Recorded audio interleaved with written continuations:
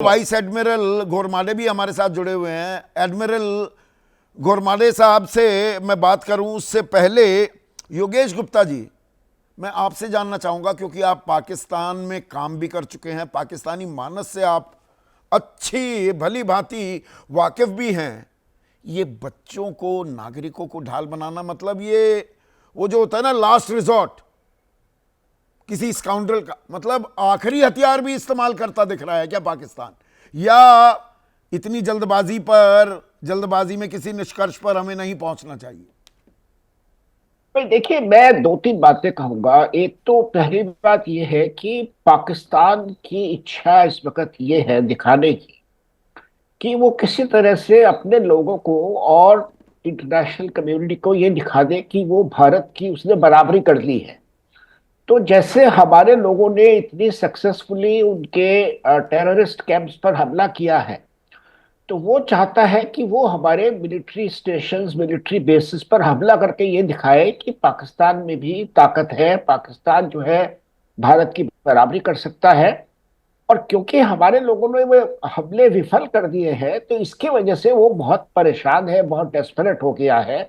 और अब वो जो है किसी तरह से ये दिखाने की कोशिश कर रहा है कि देखिए, पाकिस्तान ने किसी सिविलियन एयरलाइनर पर हमला कर दिया, या पाकिस्तान ने जो वो इंडिया ने किसी सिविलियन एयरलाइनर पर हमला कर दिया, या किसी सिविलियंस को मार दिया, या स्कूल के बच्चे घायल हो गए इस लड़ाई में, या स्कूल के मतलब किसी और तरह से सिविलियंस को हानि पहुंच गई। मतलब हमें डिस्क्रेडिट करने की कोशिश नहीं, ये कर रहा बात तो है। आज ये प्रेस कॉन्फ्रेंस में विदेश सचिव विक्रम मिस्री ने भी कहा कि हद ये हो गई है, सनक, एक सनकी के वो बदहवास होकर जो सपने देखता है वो परोसने की कोशिश कर रहा है वो अंतर्राष्ट्रीय समुदाय को कि जी अमृतसर पर सैन्य ठिकाने पर भारत ने अपने ही सैन्य ठिकाने पर हमला कर दिया, या बाकी जगह ये भारत ही हमले कर रहा है, हमारा कोई लेना देना नहीं। इस तरह की बेवकूफी की बातें तो देखिए पाकिस्तान वाले लोग बहुत अरसे से कर रहे हैं। मतलब इस तरह की बातें कोई सीरियसली नहीं लेता। अच्छा, एक तो बात मैं आपको और कहना चाहता हूँ, वो ये है कि देखिए, जिस तरह से हमारी फौज ने ये एयर डिफेंस सिस्टम से जो है सारे ये इनके हमले विफल किए हैं, ये बिल्कुल अनएक्सपेक्टेड है। ये पाकिस्तान ने कभी उम्मीद नहीं की होगी।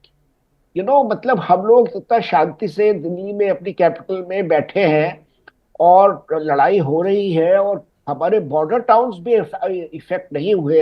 ये बहुत बड़ी बात है। इसके लिए हमारी फौज जो है, नहीं नहीं, पर इसमें इसको एक और हमें पहलू बधाई ये देनी है, इसको चाहिए। पलट कर मैं दूसरे अंदाज में देखूं योगेश जी जी, तो मतलब दरअसल पहलगाम में हमला हुआ कि भाई जम्मू कश्मीर या एलओसी तक ही सीमित रहेगा, जो भी घमासान होता है या जो भी तनाव पैदा होता है, पर कल जो 400 ड्रोन ये घुसे हैं 36 ठिकानों में, वो ले से लेकर सर क्रीक, वो कई जगह मोर्चे खोलता दिखाई दे रहा है। पहले 15 जगहों पर जो निशाना साधने की कोशिश की पाकिस्तान ने, वो हमारे एयर बेसिस थे। अब सैन्य ठिकानों पर भी वो सेंधमारी करने की, जानकारी हासिल करने की कोशिश कर रहा है।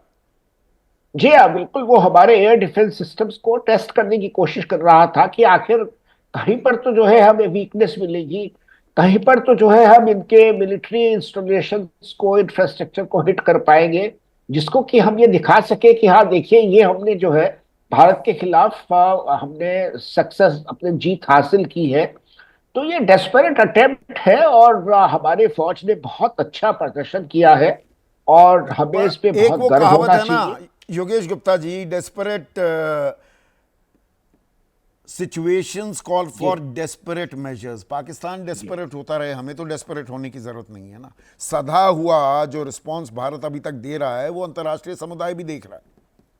जी हाँ, बिल्कुल। और देखिए, मेरा तो अपना सोचना ये है कि इस वक्त पाकिस्तान के एयर डिफेंसेस कमजोर हो चुके हैं, और हमें इस मौके का फायदा उठाकर पाकिस्तान के जो मिलिट्री इनके एसेट्स और इंफ्रास्ट्रक्चर है, उसको ज्यादा से ज्यादा जो है वो डिसेबल नुकसान करना पहुंचाना चाहिए। चाहिए। आर के अग्रवाल हमारे दर्शक हैं, भोपाल वासी हैं, मध्य प्रदेश में रहते हैं, वो भी यही कह रहे हैं, अभी नहीं तो कभी नहीं। भारतीय सेना के पास शक्ति है, समझदारी है और ताकत है, लेकिन कूटनीतिक प्रहार की भी तो जरूरत है ना। सैन्य तैयारियां तो हमारी हैं ही।